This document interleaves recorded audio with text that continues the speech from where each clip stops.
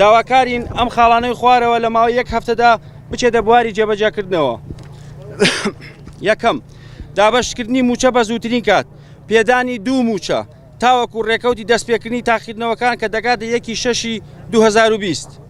بە دابەشکردنی موچە بە 30 ڕۆژ جارێک وەک حکومەت بەڵێنی دابوو پەروەردە بخرێتە یەکەم ڕیزبەند لە دابەشکردنی موچەدا، چونکە لە هەموو وڵاتانی دنیادا ڕێزلێگیراون و سەرکردایەتی هەموو چین و توێژەکان دەکەن.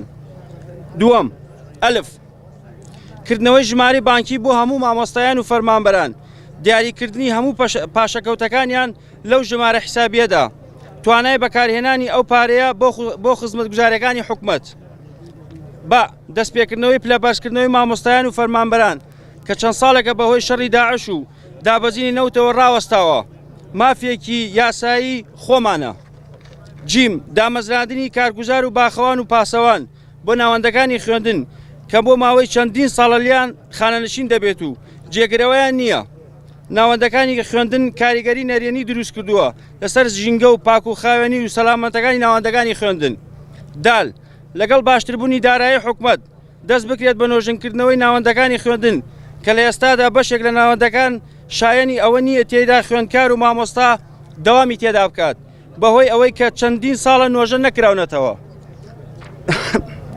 ها، گێڕانەوەی هەیبەت و شکۆی مامۆستا کە ساڵانێکە لەم هەرێمەدا بێڕێزی بەرامبەریان دەکرێت، مافەکانیان پێشێل دەکرێت بە پێدانی حەسانە بۆیان. ئەم داواکاریانەی سەرەوە داوای ڕەوای هەموو مامۆستایان و فەرمانبەرانن.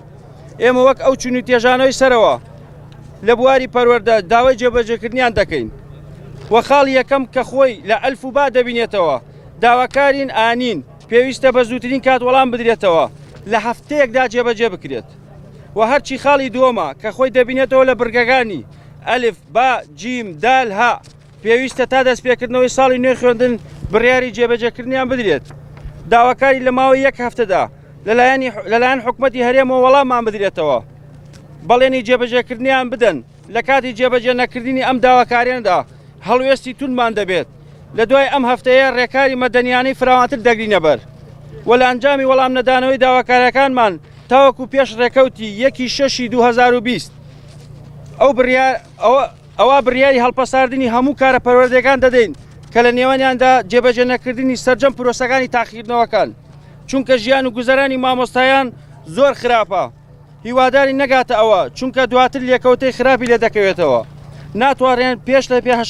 ناتوانرێت پێش لە پێشهاتەکان بگیرێت و دەکەوێتە قۆناغێکی هەستیار لە نێوان خەڵکی برسی و دەسەڵاتداراندا.